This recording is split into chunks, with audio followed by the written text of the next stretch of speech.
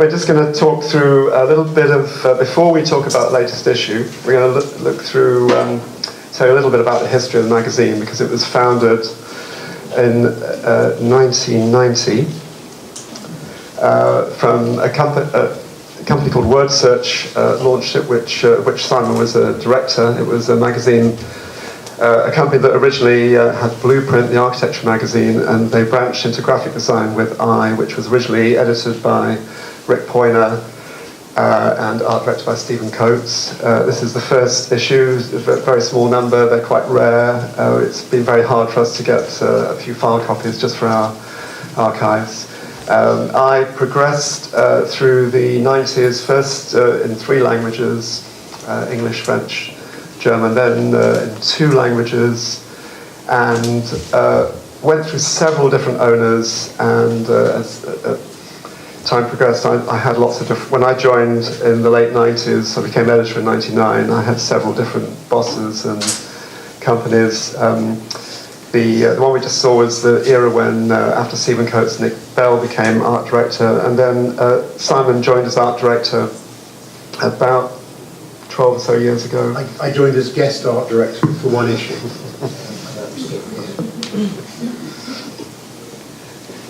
We owned the magazine by this point, didn't we? Just about, yes. Just under 10 years ago, we took the step of doing a management buyout of the magazine and formed a new company, iMagazine Limited, to run the company with the 2 of us owning it. And we're just going to show you a few more recent issues of the magazine. There's a particular format of article that we do called Reputations, which was there right from the very beginning of the magazine, where we take a designer such as Paul Lecher, or... And this was a commercial type, so we did an interview in London with Paul Barnes and Christian Schwartz talking about their work and their typefaces. And then this was, I think, probably this was the Vignelli Reputations. I think this was probably the last published interview with Vignelli, which Roger Remington did for it. And then, so these are kind of mixed issues. Reputations is the big interview. There's other features. Occasionally we do special issues. This was our monotype issue. We were kind of allowed into the archive of Monotype, which was really all that was left at their great manufacturing site in Salford, just outside London. And so they're incredibly generous. They gave us free rein with all their materials. So these are the original type office working drawings for Times Roman. That's on the cover. And then inside we just wanted to, we did sort of photo shoots, just trying to remind people actually what a monotype machine was and what it did. Lots of our readers are young digital graphic designers who don't really know what a monotype machine is. So we commissioned Phil Sayer, great photographer who's been doing things with Simon for many years, to go to press where there's a working monotype, and we filmed Neil, the guy here, who doubles as a motorcycle maintenance person and a monotype operator. Very useful, has all the right skills. It's one of the few monotype installations still working in the UK. He's got about 6 casters and keyboards, and Neil lovingly maintains them. Neil says that a working monotype caster is more complicated than a helicopter in terms of mechanical stuff. Yes, he compared it with the coding required to go to the moon. We do an event in London every 3 months at the St Bride Library, part of the St Bride Foundation, called Type Tuesday. So it gives us an opportunity to remind people we still exist as a printed magazine, and we invite our friends, designers, writers to talk about subjects that they feel passionate about. And this article stemmed from the Belgian designer Sarah de Bont, who went deep into the archive at St Bride and found, in this case, not a type specimen or an old book or magazine, but found a recording of Beatrice Ward speaking on Australian radio in the late 50s about the civility of type. So there was something quite special that evening of hearing Beatrice Ward's voice for the first time in 50 years ringing through St Bride Library. And Beatrice Ward was the great publicist of monotype. She was the person who kind of bridged the learned approach of Stanley Morrison to the public approach of selling type to designers and printers. We don't just do things about arcane bits of printing history or old type specimens. We like to find out about all kinds of graphic design and visual culture. This is the beginning of an article with the studio Lust, who specialise, they do a lot of digital design, but they also do a lot of design for three-dimensional spaces, exhibitions and the like. And this was the cover of our issue about Lectraset. Well, it was a type issue. Featuring Lectraset. Yes. And here we have an archetypal 1960s designer complete with kipper tie, doing a bit of Lectratone, cutting out with a scalpel blade. And we featured a big article by Eric Kendall about stencil typefaces, not just the history of stencil typefaces, but all the kind of interesting new digital typefaces that are based on the form of stencils. Eric is the world expert on stencil typefaces.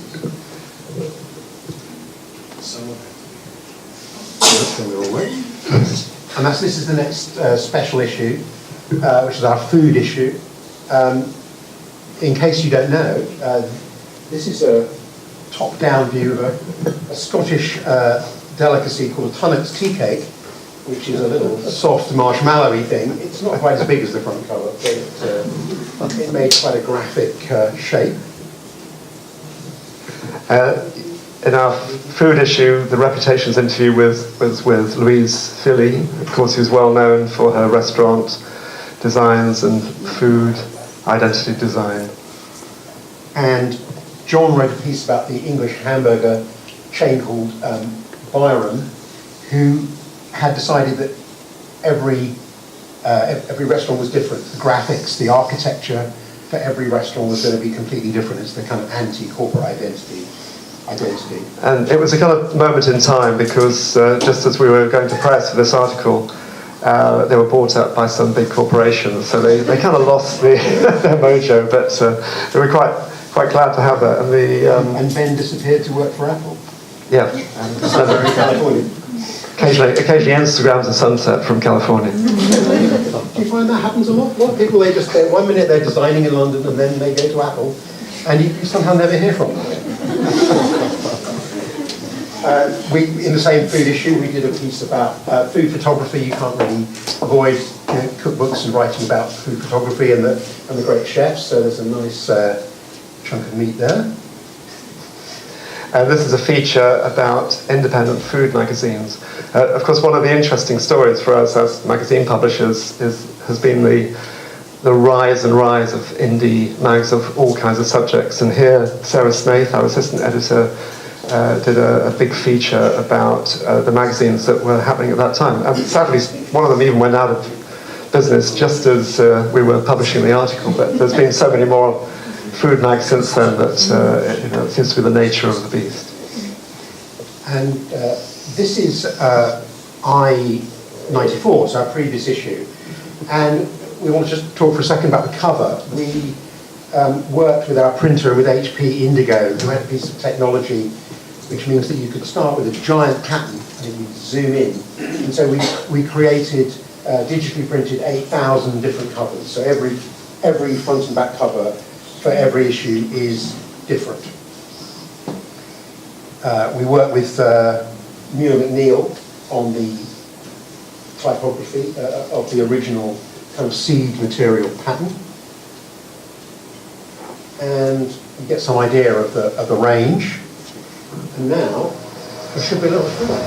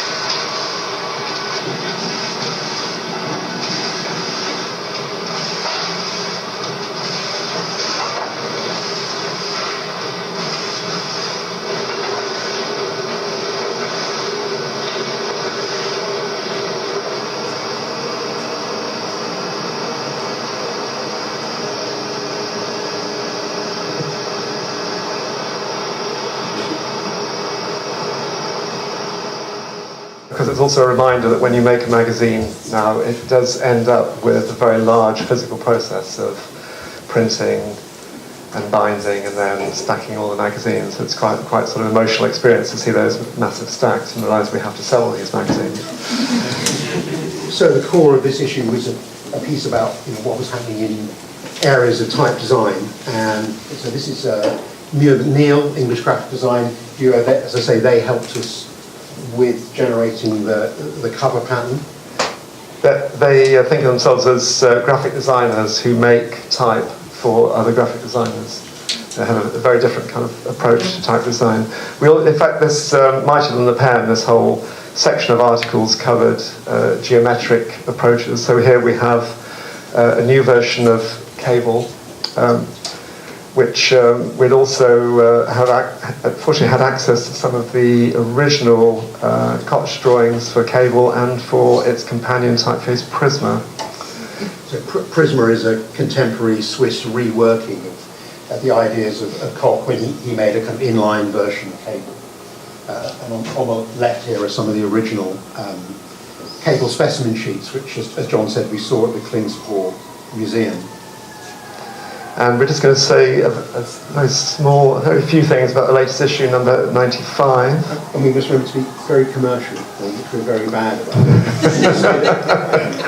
If you haven't met Janet already, Janet's got some subscription offer things, which mean that you can get issue 95 free, and then your 4-issue subscription starts with the next issue. Or you can just buy a single issue right now. They'll be here in the bookstores at Stock Eye next week in New York. Okay, that's enough commercial stuff. Right. So this is just a little brief look at some of the stuff in I-95. This is the first time the I logo, which was originally designed by Magnus Raking, a Norwegian designer, back in 2001. First time it's been changed, and we asked Bob Blechman, who's featured in this interview by Matt Willey, if he would redraw the logo for us, and that was great fun. As well as the interview with Matt's interview with Bob, there are also extra articles about Bob's New Yorker covers, about his animation work, which we'll see some of later, and an article by a very old friend of the magazine, Steve Heller, about Bob's place within the New York New York illustration world. Also in the issue, a piece about the, I was going to say Spanish, but now they're in London and sometimes they're in New York, the international graphic design duo that is Atlas. And a piece about the graphic designer David King. I mean, we're moving into a kind of new age of, I think, of political graphics. Rick Poynter wrote a piece for us about David, who was an English designer doing work for the Anti-Nazi League and for Rock Against Racism in the 70s and the 80s in the UK. We talked earlier about the pleasure of having access to an archive that hasn't been seen much. And here's another archive we discovered almost by chance. A little pop-up store in Paris actually had original lithographic stones in the window. I'm sorry. Sorry, continue the story. Yeah. So we were wandering about Paris, as you do, and found this shop with litho stones in the window. Went in it. It just happened to be the day that the owner of the company was behind the front desk, and she said, "Oh yes, we've bought this very old French kind of printing stock image library called Image d'Épinal, and we've got quite a lot of litho stones. So these are original litho stones, some of them from the 1700s that are in the basement of the Imagerie d'Épinal, almost too valuable now to actually dare to print from." Well, no, they still do print from them, and they do workshops for the local college. And Phil Sayer, a photographer we mentioned before, and I went out there, and they showed us around the place. It's fascinating. I think there's every kind of printing method within this massive building, and these two plucky entrepreneurs have taken it on as a new business. Triboro, you will hear all about any second. Featured here in an article by Aileen Kwan, who I think may be here this evening. And I think that's a lot. So thank you very much for listening. Enjoy Iron Performance.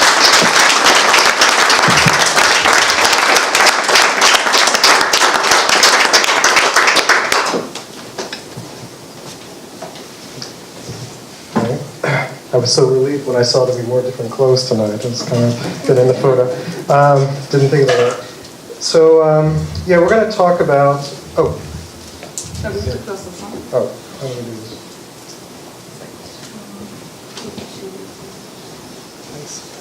So, we're going to talk through a few different projects tonight, some of which are, I think all of which are in the current... I was trying to do it from memory, and I was like, I was shocked how wrong where that came out.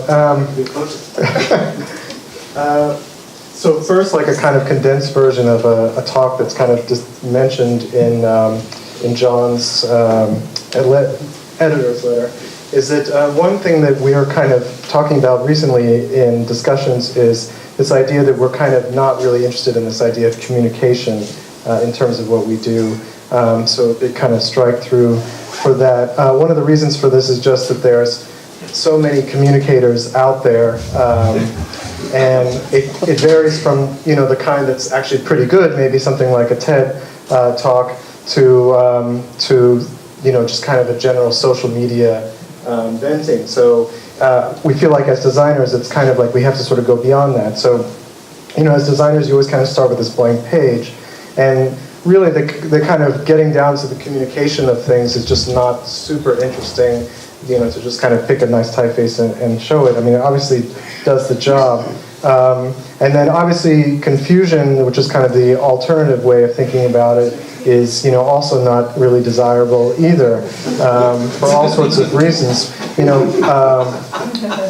And if you take something like, again, my name showing up in kind of the way that I actually sign checks or whatever, it's completely unreadable and it's completely not working either. So what we have kind of settled on, I think, in the studio is kind of something in between, which we haven't come up with a good word for it, but we're going to use ambiguity as this way of kind of discussing things that seem to have meaning, but at the same time there's something a little bit off about them that allows them to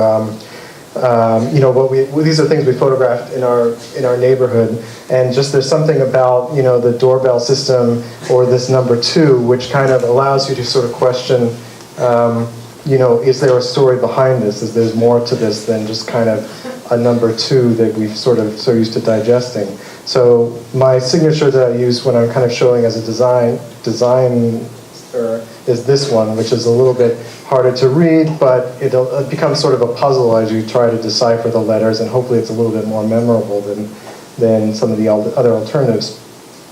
And I think this idea of ambiguity is something that we kind of appreciate in all sorts of forms. So if we're talking about something like even a movie, this is a nice quote from Alejandro González Iñárritu, about just how those sort of moments in movies where you don't quite understand what the director is getting at or the writer is getting at are the things that you keep coming back to and trying to tinker with in your mind because they're just not so clear in terms of what their motivations are.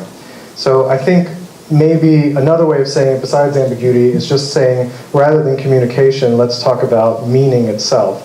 And we like the word meaning because on the one hand, it's open-ended, where anyone who comes to something could derive a certain meaning, but we're not there to prescribe exactly what that meaning is. They'll kind of bring their own personal associations to things, and that's a little bit more open. So one thing that we've liked to do as a studio is to try to not have a single visual approach. So I'm just going to kind of flip through really fast, like a number of projects that we've worked on, and I think I think where they come from is just us kind of playing around with the various parameters of the project and trying not to come to things with sort of any preconceptions. A lot of it is very much type-based, but there's definitely a variety not only of the clients, but also kind of the way we're sort of seeing type and our interest in language, perhaps. I'll try to go faster, actually. Normally I kind of zip through like an animation, but it's...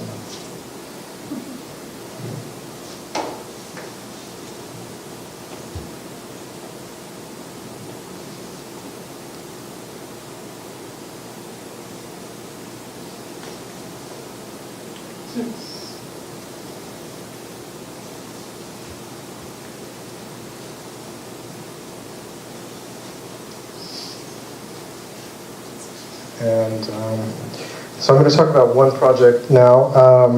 So this is for a company called L'Observatoire International, and I think this was maybe the first time one of our clients were other designers. For some reason that we never really got asked to do work for designers. And these guys are particularly amazing. They're lighting architects, but they work with a lot of the best commissions. Like they've done the High Line, they've done the Met. They work with a lot of great architects, and they do really gorgeous work. I think although the buildings that they work on are quite iconic, they manage to kind of totally transform them in the nighttime from the way that you kind of think about them as sort of their iconic daytime view. So we started this project. They invited us to come and give them a new identity because they were working with something like this. This was actually the logo, I think. And besides being just Helvetica, it's kind of a mouthful. So what we wanted to do was we suggested to them if there's a way of just kind of shortening the name and you have kind of a different moniker that you can go from, and not really thinking about the sort of French implications, we just kind of cut it down to l'eau. And the founder mentioned that, this sounds like l'eau, like water, which we initially thought, oh, we're screwed now, but he kind of then said, no, actually water, it works like light, and it's perfect. And so we were like, oh, wow, this is great. Fantastic. Saved at the last moment. And so they liked this idea. They wanted to adopt it. And then we kind of went from there thinking about how best to express it. L'Observatoire means observatory, so we were already kind of thinking about all these sort of references in terms of celestial bodies and solar systems and things like that. So we thought, is there something that we can do with kind of this idea of these celestial bodies? And we came to the conclusion that maybe we can do that with the logo. So this is the logo as it kind of ended up being, and we thought, okay, because you're dealing with light, very sort of obvious idea came to us that maybe there's a way of kind of defining this logo only with light. So in the applications where it's at all possible, we told them you should just use kind of different layering effects, embossing, debossing, so that the logo itself has this kind of tactile quality and kind of raises and lowers. So this is the way they're doing things on print materials, for example, a business card, where you've got, depending upon the light, you might not even really see the logo, or it might be quite pronounced. If you go to their website, different times of day, we have kind of tried to mimic the sun's passage of time, so you've got this kind of different lows that show up depending upon the time of day that you go there. We always kind of tend to try to do custom typefaces for clients, so this is a typeface that we created for them that they're using on their materials, which should have been on the website, but at the time we didn't know how to do web fonts, so this is Roboto on this one. But it still looks good. But the main focus of what we were working with them, besides the identity, was to also kind of showcase their work in a way that's really, celebrates the work and all the beauty that they have in that. So it's a website that has a couple different modes of looking at it, but it's all very kind of clean. There's an animated quality to it where everything's on dark gray, but there's a black and white, and the black elements can all animate. So as you kind of roll over things that are black, they sort of come to life, and you can experience these different things. So you can look at the mode in kind of this list mode. You can see the various projects and the architects associated with it. You can also see it in sort of a visual mode if you're more a visual person. And there's also a map mode. So they've done so many projects in places like New York where you can just kind of scroll over and you can click on the twinkly lights and access information about various projects. But at the end of the day, it was really about kind of showcasing their work as big and as beautiful as we could. So we tried to maximize that aspect of it, kind of showing up these nice photos that they've done. Client lists, so you can just kind of scroll through the different architects they work with. And then that's kind of how you would see the logo on the site. So now, I've been hogging this for a while, Stefanie. Okay, Sauvage is a French bistro-inspired restaurant located in Greenpoint, Brooklyn. It was started by a young couple of restaurateurs who already were pretty successful with their previous venture, Maison Premiere. The brief was pretty unusual. They gave us basically carte blanche and said, just surprise us. We are pretty open-minded, and that was really one of those rare moments. And we really wanted to use this opportunity to try a lot of different techniques and approaches that we were maybe not able to do in the past. The site looked when we started the project. It was all under construction, and we only could imagine the interior design by looking at the mood boards that the client had established. So we were really just coming in to work on the visual identity and not on the interior space. And since we were not given many restrictions, we set up a few goals to focus on to see what we wanted to achieve with this. Here you get a view of the interior design. You can see that they were inspired by the Art Nouveau movement. They used a lot of rounded corners, vintage mirrors, a lot of brass and dark wood. And we really wanted to add another layer to this. We wanted to make the identity create some tension among those two worlds, the interior space and the printed materials. And it would have been really obvious to just maybe reference the Art Nouveau movement and create something that you've seen before, but again, we wanted something more experimental, something that feels really fresh and modern. So the name really became our starting point, and we were pretty lucky because the name we thought was great, and I think it's always easier to work on a project if the headline or the name is already really good. So it was very inspiring to us, and the first thing that came to our mind was actually this image when we thought of the word wild. I don't know why. And then we found those great shots by the photographer Charles Brugère. Not sure if you've seen those before. They're called wilder Mann, that means a savage man. He took basically photos of people in rural Europe who were dressed up in their century-old costumes that embodied some kind of savage creature. And those were really amazing, but obviously our budget didn't allow us to use those. And we also thought maybe those would be too literal. We were looking for something more ambiguous and ownable. So then we thought about those very primal first expressions of imagery, something really simple like those handprints in those caves in Argentina. And then we thought, since we have a lot of time, we should experiment with different printing techniques that we hadn't done before. So we collected some different wood shapes and printed them on woodblock printing presses. And the results were like different compositions, but they all felt a bit too print-focused and too familiar. It was not unique enough yet. But we continued along with this path and cut out different textures and shapes out of different material and just laid them on top of each other and tried some different compositions, but it still felt really flat and a bit too random and one-dimensional. So then we stepped back and we thought maybe what's really missing is that we should think of forms more of tools of communications. This made us think of those ancient petroglyphs. These are basically abstract symbology that maybe means nothing to us today anymore, but they still convey some kind of emotions, we think, through their softness and harshness. I think it has still some really powerful meaning. So then we decided to use paper as a medium to create those paper petroglyphs, and it took us some time to try and error to find the right language. But then after a while we had a collection of different shapes that we could play around with. And then we noticed we really wanted to add some color and dimension to the imagery. When you look back at the space, it was all really dark wood, and we thought you really need to have some vibrancy and some different color palette. So we were inspired by the work of the architect Louis Barragon at the time, and we really liked the way he used light and color in his spaces.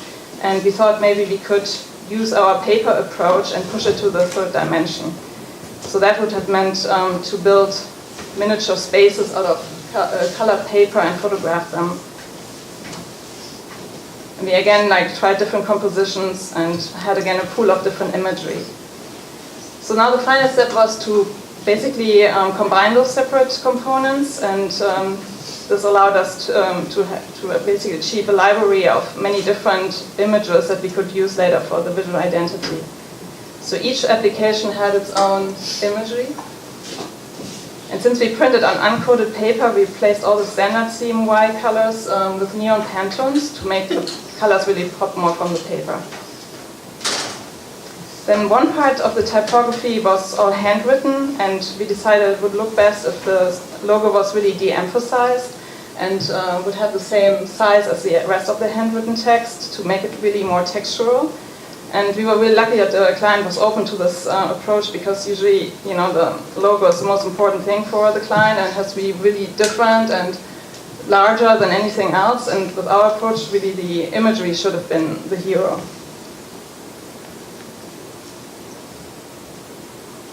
And then to complement all this hand-done work, we decided to use a geometric sans serif called Waltzheim by Grilly Type. I think this was really needed to create some contrast. And so we basically printed those menus with a lot of different imagery, so that ideally each person at a table would have its own set of images in their hands, so there would be a variety at the table.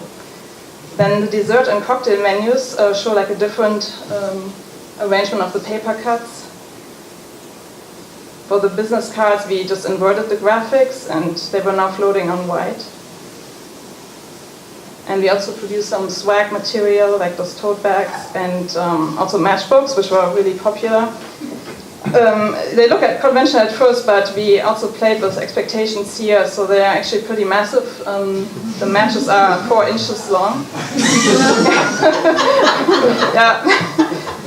This was really well produced, and it was really their major promo tool, which is kind of ridiculous, but I just wonder how many matches you need. Anyway, then we also designed coasters for the bar and coffee cups for their cafe window. This is like a detail shot. And we also designed their website. And here again, we wanted to be consistent with the whole language, using paper cuts again and being very playful.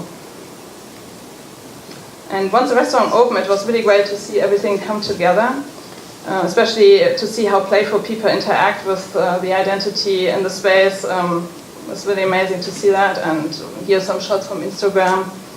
And it made us really wonder how our portfolio would look if a lot of clients would be a bit more trusting and maybe adventurous like those two guys.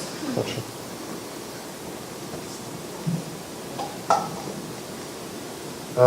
So I said earlier that designers don't usually hire us for some reasons, and but that's actually changed the past maybe a couple of years. So we were really excited when the TDC, when Christopher Sergio and Catherine Casalina, who are organizing the competition this year, came to us to do the identity for TDC 64. And I'm just going to show with this project, whenever we do a project, we tend to show more than one option. So this time we'll show you like a kind of the thing that was on the cutting room floor. So the first concept we came to them with was, we thought, okay, you have this type club, why don't we kind of focus on this idea of clubs, so we're thinking Fight Club, we're thinking clubs in general. But I think really we were just kind of thinking about the fact that all these clubs, we always would love to have worked for clubs, because there's like so much great graphic design that comes from them, from around the world and around history.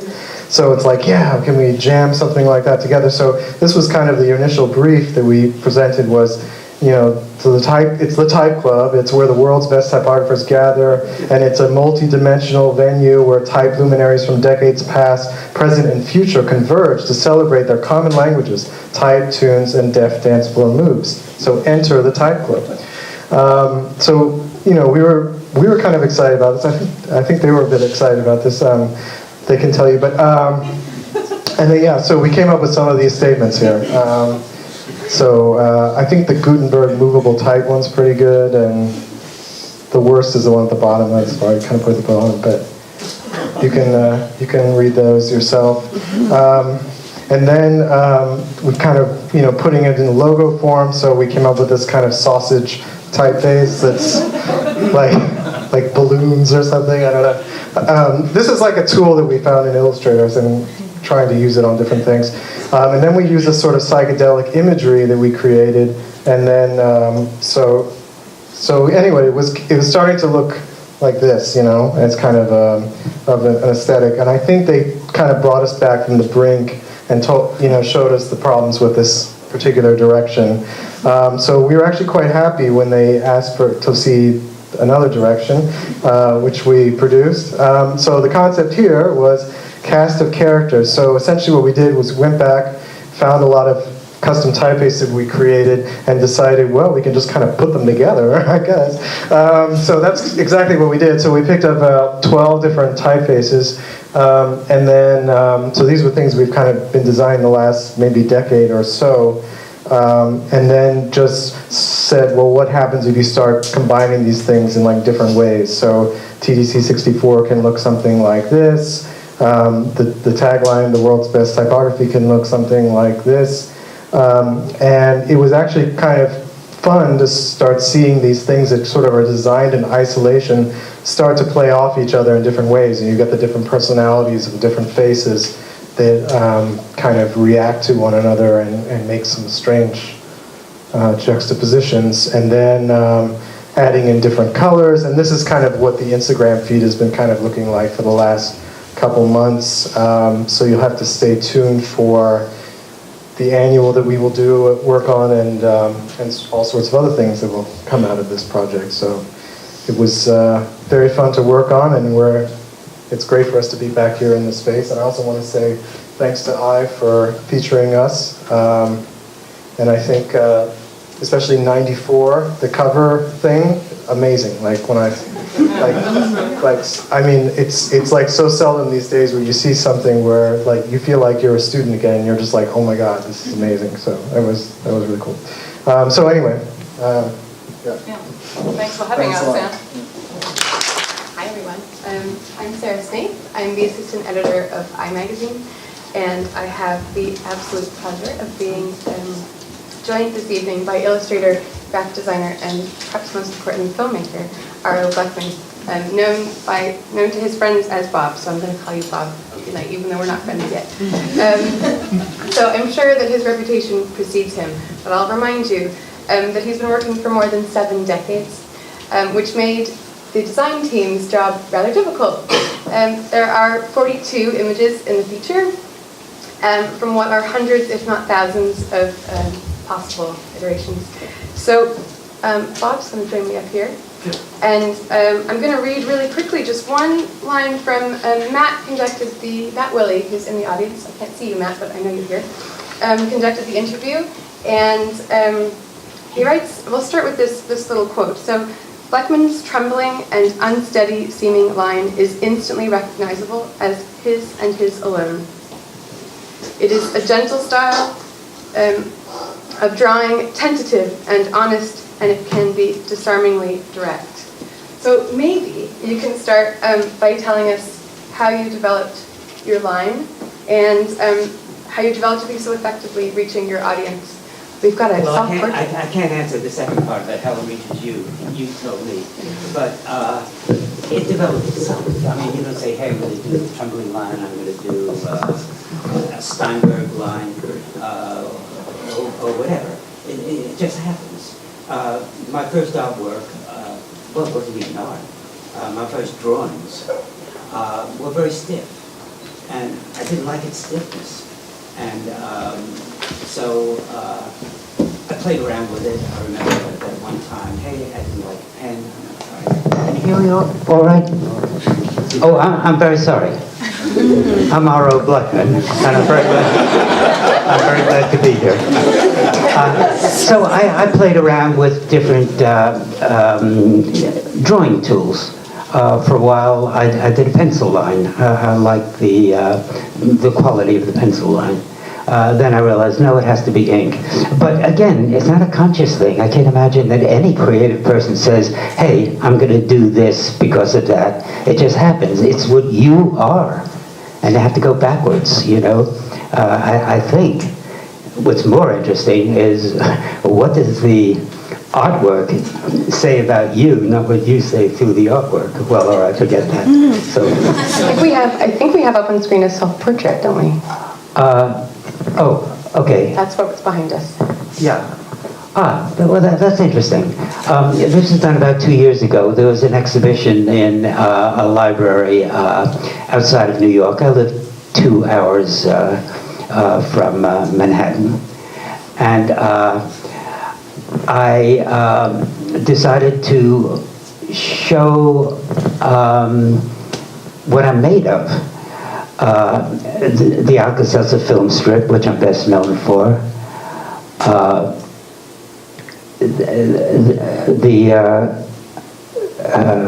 What is that thing? Okay.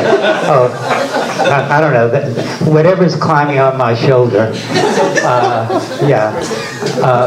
was based on a poster I had done, which was based on a story I had done for a Story magazine. A cover I had done for a Story magazine. Et cetera, et cetera. The cup because I was given a local award, and the dunce cap because I started out like a dunce. Okay, we'll go to the next one. Well, this is kind of interesting. This is done for CBS. I had the good fortune to work with Lou Dorsman, who was the art director of CBS Radio, who was a very elegant designer. And he did the most with my artwork. If you remember the cover, it had transparent European style overleaf, which made it very, very elegant. And the reason I made a medical diagram was because the president of CBS Radio was Dr. Stanton, who, so I did a play on that. Okay, next one. No, that's a very interesting one. In 1959, something like that, there was a big movement to have air raid shelters. Stupid things, as if an atom bomb is going to fall on you and you're going to go to an air raid shelter. And I was in junior high school at the time, and I remember we went through a ceremony in which we protected ourselves from the atomic rays by going under the desk. That was it. So the one thing I didn't like about this book was, hey, I got infatuated with type, and I think it took away from the human touch, which is so important. It's a favorite book of Nicholas's, and Nicholas once told me that his 9-year-old son liked it. I couldn't believe it. I thought it was a little too advanced. Okay, we'll go on to others. So now we're going to watch Season's Greetings from CBS, I think. There we go. Let me find it. Oh, no sound. There should be. Can we get sound? I think Curtis is there.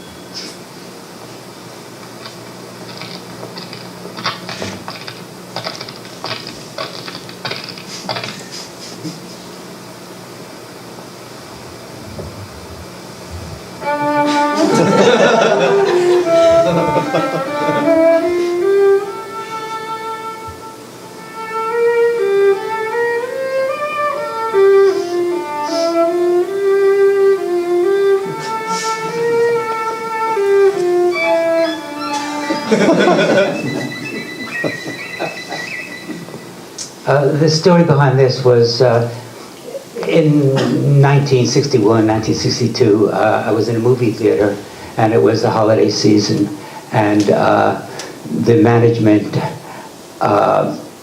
put on a slide, Merry Christmas, Season's Greetings, Holiday, whatever, and I thought, whoa, what in the world in 1962 is a slide doing? Why don't I just do an animated film? I had done a Christmas card. I've done Christmas cards ever since, gosh, 1952. I don't think I missed a year. And one of them was a very simple two-fold card. in which you see a woodsman with a saw going towards a tree with birds, and then the denouement on the inside fold was his serenading the birds. And so I made that into a film. It was really helped greatly by the music. It was really, music is very critical to the success of a film. So that's the story behind it. Should we remind everybody that you ran the animation studio Ink Tank for 27 years?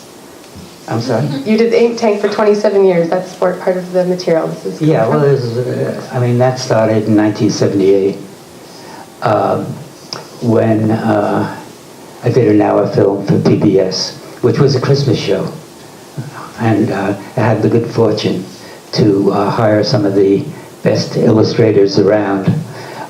James McMullen did something in 1914 when the German and the English forces during Christmas stopped fighting and played soccer and serenaded one another. Great film. Seymour Quast, he did a film based on Virginia Woolf's Orlando with a great reading by an English comedian who's no longer called a comedian and no longer called an actress, but an actor, I guess.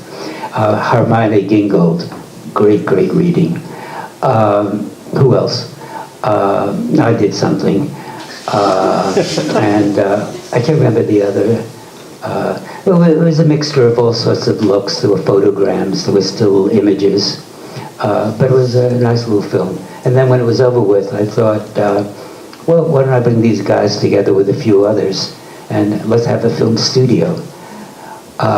Or let's continue the film studio. Actually, it was kind of crazy.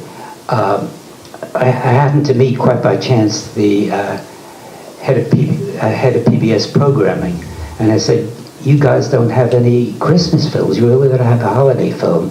And he said, what do you have in mind? And so I said, well, wouldn't it be nice if it was animated? So that began the whole thing. Okay. We're now watching Alka-Seltzer. Did you ever think of me once? Control yourself. When you say one thing, your stomach says another. We don't get along. Heaven knows I've tried. Sure, he's tried. He gave up hot tamales. Now he's on a new kick, pepperoni pizzas. And we're just getting used to hot tamales. I like pepperoni pizzas. Do you like heartburn? Well, you're going to get it every time you eat a pepperoni pizza. And that's a problem. And the way he stuffs himself at his mother's. You've always hated my mother. Are you going to start that business all over again? This isn't going to get us anywhere. Obviously, you've never tried Alka-Seltzer. Now, you can't expect him to give up the food he loves. Man does not live by bread alone. Oh, please. And when you eat spicy foods, when you overeat, help your stomach out. Alka-Seltzer has alkalizers which will calm your upset stomach and neutralize excess acidity. It even has a pain reliever for your head. Listen, that's not my department. You take care of him, he won't bother you. Well, I'll try, if you will. A lot of people talk about it as my spot. I'm very flattered, but it's inaccurate. No, it's my spot only in the fact that, okay, I did the drawings, and I worked with the animator, but I didn't think of the concept. The concept was absolutely brilliant. So I feel very badly for the people at Wellsrich Green, or was it Tinker Associates, I can't even remember, who came up with this brilliant concept. I was honored and flattered and delighted and privileged to do the artwork. And I think the only thing I did conceptually was at the end of the spot, they wanted the stomach and the guy to shake hands, and I said, no way. And, that was it.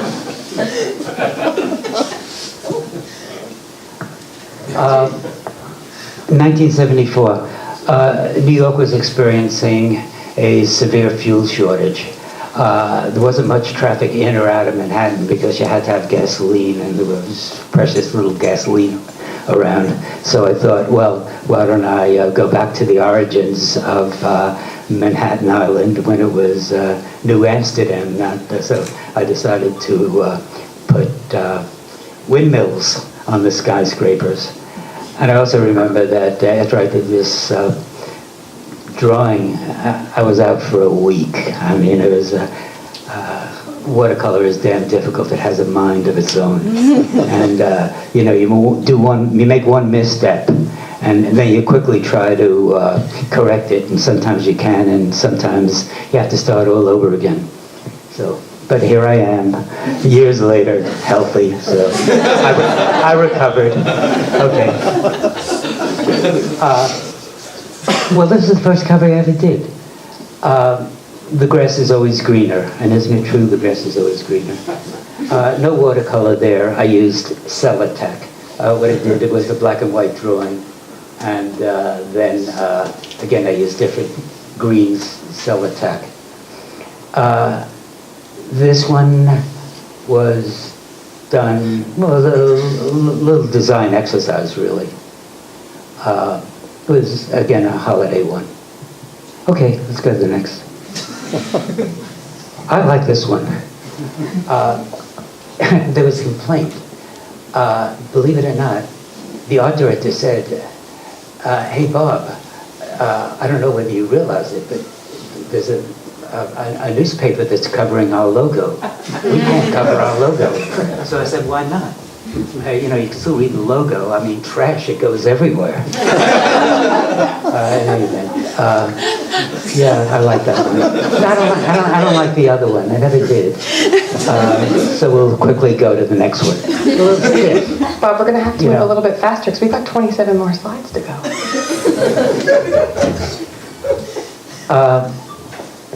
I don't know what this one was. Oh, January 2nd. Well, it was the New Year.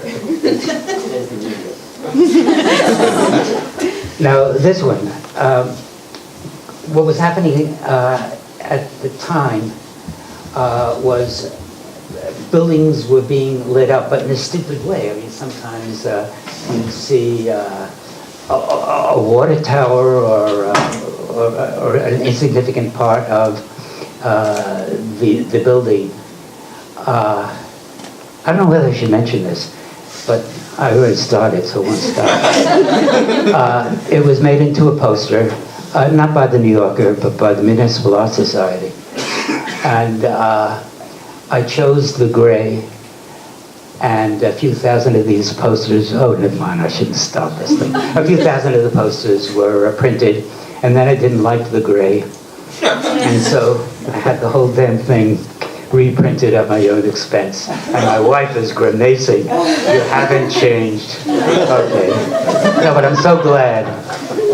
Well, this is pretty obvious. It was a Halloween cover. No, I didn't like the next one. So we'll go to the next one. That was okay. Nor do I like this one because I did the thing in brush.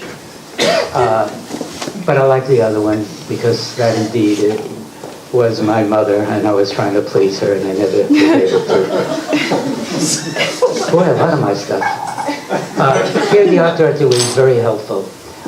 What happened is that I had little yellow bulbs, and the art director, Lee Lorenz, who he was the art director. I mean, he did the cartoons, he did the covers, he did the layout, the design. He was a one-person operation.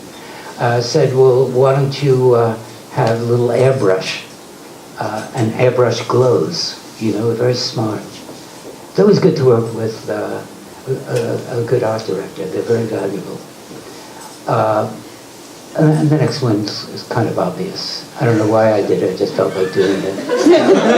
Okay, no, but I like the fact that I signed my name in a different way. Okay, let's go on. How did this thing begin? I think the new art director, Françoise Mouly, said, we're doing a women's issue. Do something. So I decided to do a takeoff on the logo of the New Yorker. Nicholas, what's the name of the guy who's... Eustace Tully, yeah. And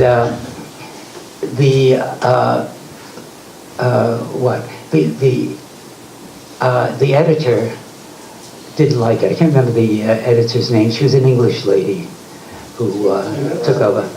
I'm sorry? Tina Brown. Yeah, Tina Brown.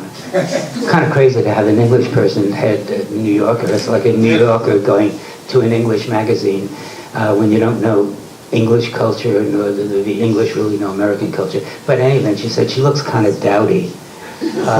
So I said, well, Eustace Tilley doesn't look so good himself. That did it.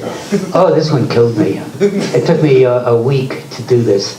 I was asked, Museum Mile consisted of a week of museums on Fifth Avenue open to the public. So it became a place where you just walked for about 10 blocks and saw all the museums free of charge. So I decided to personify each of the museums to the parts of a walking figure. And I never was happy with my hand lettering, and I did another one.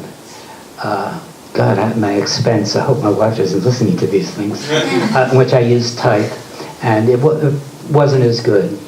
But so finally, this is the one that worked. Okay. I did a lot of work for an English film company, and I later, 4 partners, can't remember the name of the film company, Fulford, no, never mind, I won't do it. But I also then used it as my personal card, one of the ones that I did every 52 years. Okay. I did a lot of stuff, still do, for the New York Times op-ed. And this one was about civil rights in America. I guess it was done in the 1970s. So of course I have Abe Lincoln leaving his honored post.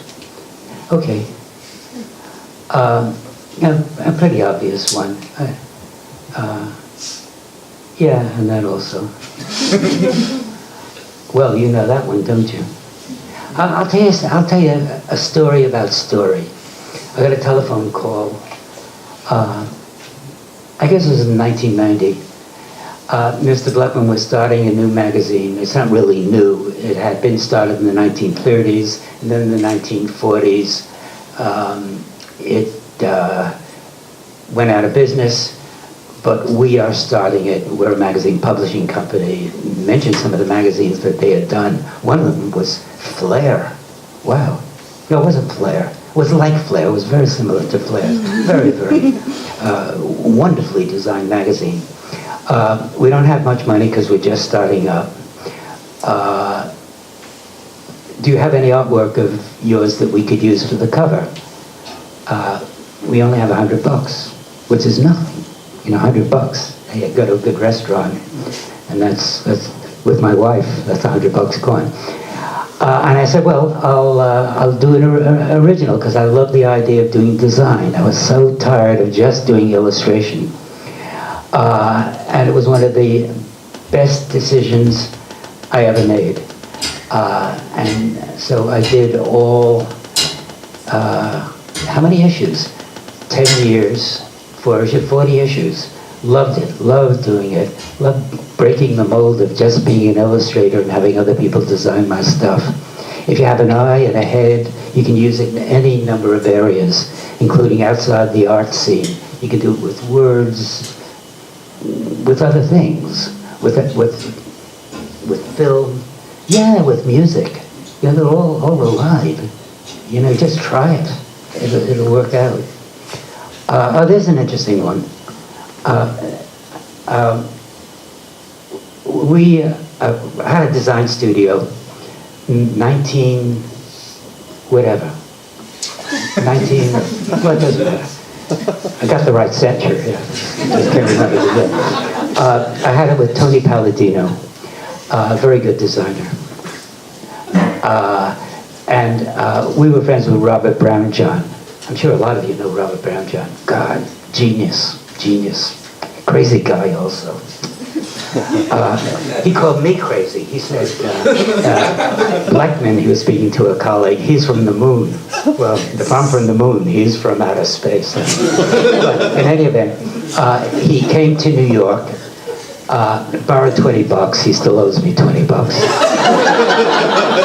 And he gave Palladino a beautiful comma, a wood comma, great big comma, beautifully gilded. And he gave me a great... No, it was the opposite. Of course. Tony had the beautiful period. I had the comma. And mine was all broken up. So that's how I did that cover.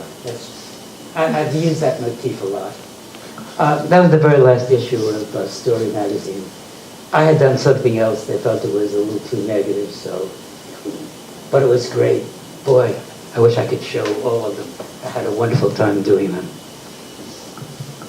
And by the way, towards the end, I got paid much more than $100. Forget the money. We're earplugs when somebody mentions price. If a job is right for you, grab it. Wow. Okay. So you're also an author. Can you talk about this, Frank? Am I going over time or something? Yes, but they love it, so don't worry. This is a children's book. It's the only children's book he ever did. I moved from the city to the country, and I think this is an homage to the city I left. Although I love living in the country, it's a hell of a lot better for my health, which is important at my age, any age. This is the cover. Okay, that's a spread. Oh, we have a lot of these things. Yeah. Okay. We'll move on. Here we go. Oh, all right. So this is a book review that I did. Nicholas, did I do this for you? Yes. Yeah. Nicholas was for many, many years art director of the book review. Before that, I think he was the editor of Op-Ed, and art director. I think he got his job because he had done what were called zines in those times, in which he did the whole thing, the editorial, the visual, and so forth. So in any event, this is the cover I did. What's this? Oh, yeah. She's in the audience, so we got her up there too. Yeah, well, I do place cards almost all the time. This obviously was for a turkey dinner. But I got the idea from Tommy Unger, I think, because Tommy Unger would, when he first came to New York, would have Thanksgiving for all his unmarried friends. I was one. And he did a place card of a turkey with the two legs, which later became ladies' legs with shoes. That's a typical Tommy Unger conceit. Okay. So we're into stuff that we didn't include in the magazine that you've done since, because you... Yeah, well, I'll talk about this thing. It's my comment about the art scene. But it's something I had done for myself. Okay. These things I do for myself. Which just shows you, if you are a cartoonist, an illustrator, you can also be an art director, you can be a lot of different things. This is interesting. This was done for the New Yorker. They bought it, they never used it. The occasion was the Japanese imperial wedding. Okay, any more? I did a logo for the Museum of the City of New York. This is a reference to Peter Stuyvesant, and who's the guy who does Broadway? Mondrian, yeah. It never was used, and it's right, because it couldn't condense. A logo has to work in very different formats. I should have recognized that. but I like doing it. Oh, and here's a film, the end of the film. Haven't seen it myself in a long time. Oh, it's the beginning. Okay. I'm not hearing sound. Louder, please. That's the loudest. I don't hear anything.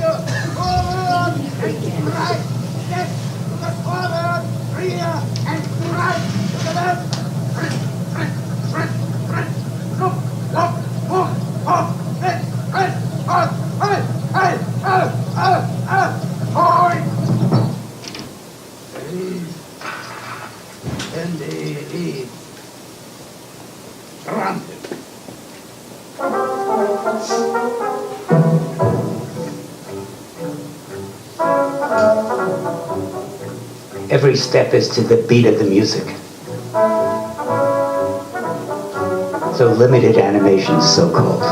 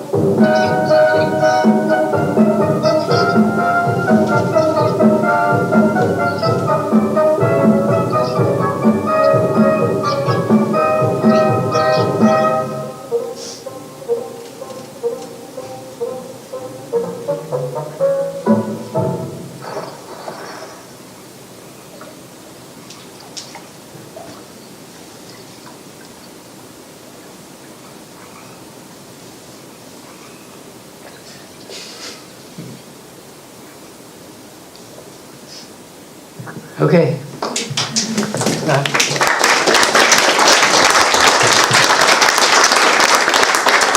Thank you so much, Bob, for your time today and showing us all your Yeah. Oh, thank you. Thank you.